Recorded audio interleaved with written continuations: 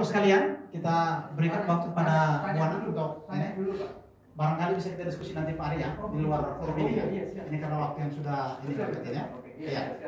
Persilakan Bu Ana. Terima kasih rekan kami Pak Najam sudah menjelaskan tentang moderasi beragama dalam perspektif agama. Nah, dalam agama, semua agama yang ada di Indonesia. Nah, terakhir sebagai closingnya saya hanya akan membungkus saja. Nah, enak kalau yang bungkus-bungkus itu paling enak. Saya itu kita pulang. Nah, oke, baik. Saya ingin Bapak dan Ibu yang sudah mendapatkan pencerahan tentang moderasi beragama dalam perspektif agama. Saya ingin membungkusnya supaya ini menjadi satu kesatuan yang Bapak dan Ibu nanti bisa bawa pulang, begitu ya. Tentang moderasi agama dalam perspektif agama. Di sini saya ingin memberikan sebuah clue ya, sebuah clue karena ini sebuah catatan saya, jadi supaya tidak salah saya harus membacanya. Nah, begitu. Nah, ini nanti boleh disepakati, boleh juga tidak. Namanya juga sebuah catatan. Pertama, bahwa berkaitan dengan moderasi beragama dalam perspektif Al-Quran, saya ingin mengatakan seperti overview saya. Tadi saya mengatakan bahwa Al-Quran itu sakral.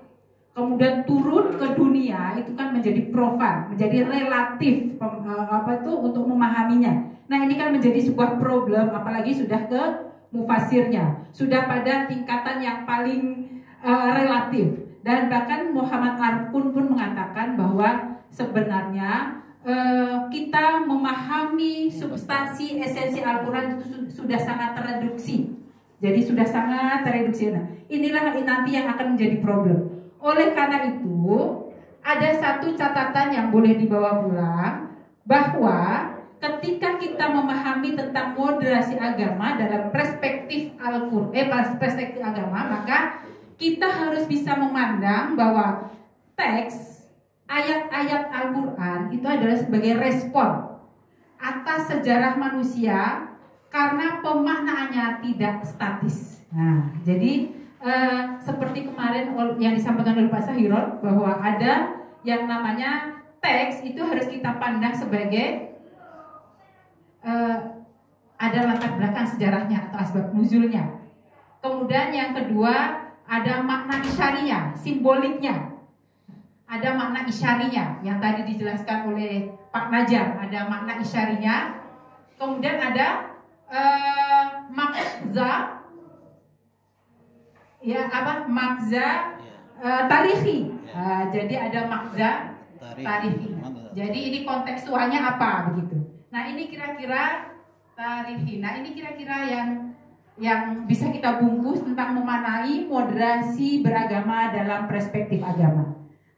Kemudian yang kedua tentang nilai-nilai universal di dalam agama. Nilai-nilai universal. Nilai-nilai universal yang tadi telah disebutkan oleh rekan kami Mas Wafi. Ini saya akan bacakan, ini sebuah menurut saya kesimpulan bahwa karena nilai-nilai agama itu universal, maka ketika kita berbicara di ruang publik, maka kita tidak boleh berbicara soal identitas. Artinya saya Islam, saya Kristen, saya Hindu. Ini di ruang publik ya, karena memang moderasi itu kan untuk kehidupan bersama. Melainkan tentang nilai-nilai kemanusiaan dalam ruang yang terbuka dan tidak tersekat-sekat. Nah, ini nanti jadi makna toleransi itu. Jadi ketika kita berbicara di ruang terbuka, maka yang bisa kita pertemukan adalah nilai universalnya, yaitu nilai-nilai kemanusiaannya. Mohon maaf, ini ya. Bisa sedikit pertama ini yang dibungkusnya berarti banyak sekali ya yang dibungkusnya. Hanya 3 tadi kan? Hanya 3. Saya jadi semakin lama kan? Ada kasih sayang tadi kan? Ada keadilan, dan ada kemaslahatan. Nah, jadi ini saja yang kita bisa bicarakan di dalam ruang publik tentang nilai-nilai universal agama. Dan yang terakhir catatan saya adalah sebentar. Ini kita harus tahu ini relasi antara agama dan negara. Mohon maaf agak lama sedikit ya, karena harus bulat gitu dalam kita memahaminya. Bahwa Indonesia itu adalah bukan negara sekuler, tetapi juga bukan negara teokratis. Indonesia adalah negara kebangsaan yang berketuhanan. Nah, inilah relasi antara agama dan negara. Kemudian yang kedua adalah bahwa negara itu berkewajiban sesuai dengan undang-undang tadi di overview, berkewajiban untuk memberikan jaminan dan perlindungan kebebasan beragama. Dan yang terakhir, last but not least adalah negara melindungi kebinekaan dan keragaman. Oleh karena itu, untuk penutupnya, mari kita menggunakan yel moderasi beragama tadi sebagai penutupnya.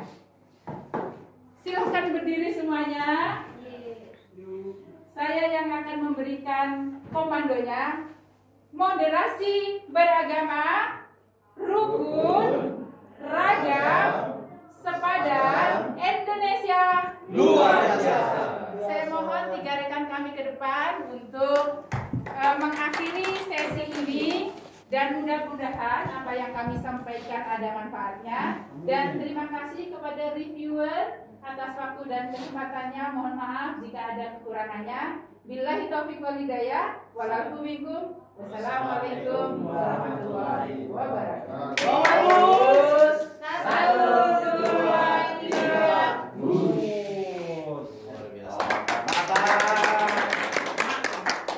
Keren. Silakan teman-teman bisa nulis feedbacknya untuk